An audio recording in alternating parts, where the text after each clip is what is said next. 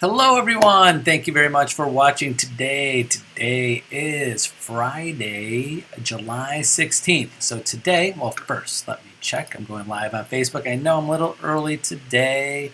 Busy day, busy day. So I wanted to get this going, and I know you could watch it while it's recorded on Facebook. So today I'm going to talk about, the topic is you're only as good as you practice. So I'm going to tell you a little personal story about, practicing and being perfect with something. And I'm going to talk about my kids. So you have kids, and you might not have realized how much they practice when they're younger. They practice things all of the time. Well, the story for me is I have 4 children, 2 boys and 2 girls, 2 stepdaughters. So we've been together over 10 years now. So the ages are from youngest, the girls 13, 15, my boys are 20 and 22. Now 10 years ago when the girls were 3 and 5, and my boys were, was at 10 and 12, there's difference with boys.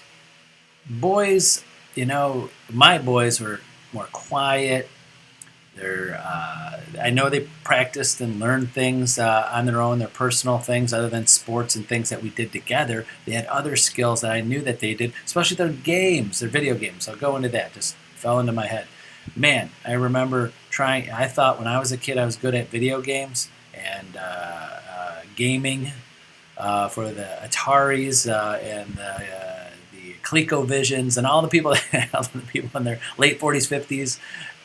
Remember those. I was excellent at it. I practiced all the time. And then my kids, when they had the Xbox and PlayStations, I used to try to jump in and play some of these games with them, and I was horrible because I didn't practice. I didn't know. I just didn't have any skills. I thought I could use my old skills. Couldn't use those.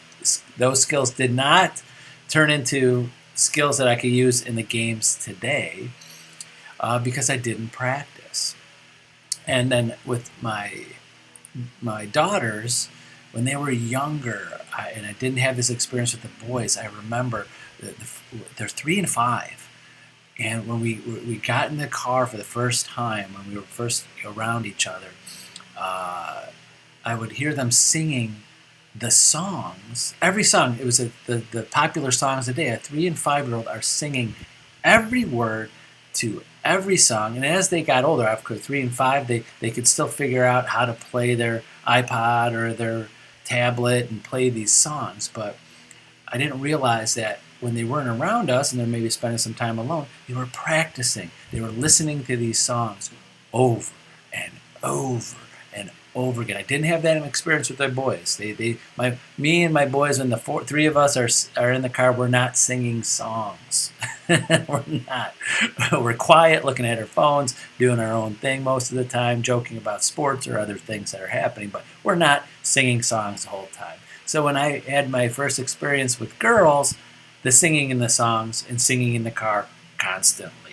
So anybody out there, boys and girls, kids, you might, yes, that's my car. When the girls are there, we're singing. But it just was amazing to me that was important to them. And they would, no matter early age, would sit and practice and listen until they knew every word, every song, and the amount of songs that they knew was amazing. Every song that came on, they knew every word to. So the whole point to that, and to bringing up that, is that at an early age, even when you're a little kid, you practice something. There was something that you were practicing because you enjoyed it, you liked it, and you wanted to be great at it. Not to go back to one more thing about kids, and my boys are a little bit too old for this, I think. I haven't seen it yet, but the TikTok dances. Do you believe that there's people, I'm sorry if I offend anybody with this, can you believe there's that many people spending that much time to learn a dance to put on TikTok? Again, I watch them, they're funny, they're great, but they're practicing and practicing and practicing, all to be able to show someone what they practice and what they did and what they're perfect at. And people like it and comment on it. And it's just for notoriety. I'm assuming you're not making money on this. So again, the point is that there's things in your life right now that you've practiced, you know things by heart, whatever they are. You could take those skills and put those into practicing real estate, practicing your presentations, practicing your scripts. You can't get perfect or excellent or to another level with it without practicing. But for some reason, when I talk to agents, and I've been coaching for decades in real estate, they don't like to practice. They'll sing a song all day long, in their head, in your head. You'll know every word to every song. If you know the words to the lyrics to several songs, you should know, in my opinion, your listing presentation, every word from start to finish, what you are going to say. When you sing a song, are you making up your own words? Well, some of us do when you don't know the words. But when do you have to look at your listing presentation? Do you have to look at your scripts when you're talking to people? Do you have to refresh your memory about dialogues with potential buyers, or door knocking, or just listed or just sold calls, or elevator pitches to people when you run into them? Do you have to think about it? And do you stutter? Do you know?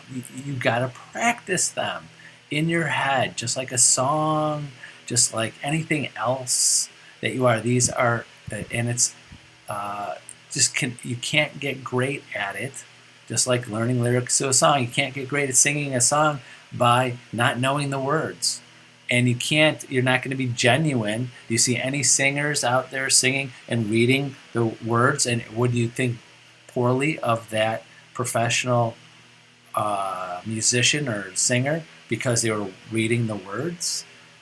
That's how your clients would feel for you if you have to read the words to your listing presentation. If you don't know it in and out, backwards and forwards, know every single word, every single letter, every single page, you're not going to be ready, and you're not going to be excellent at it. So today, sorry for those little bit of walk down memory lane for me, but I just want to say you practice other things in your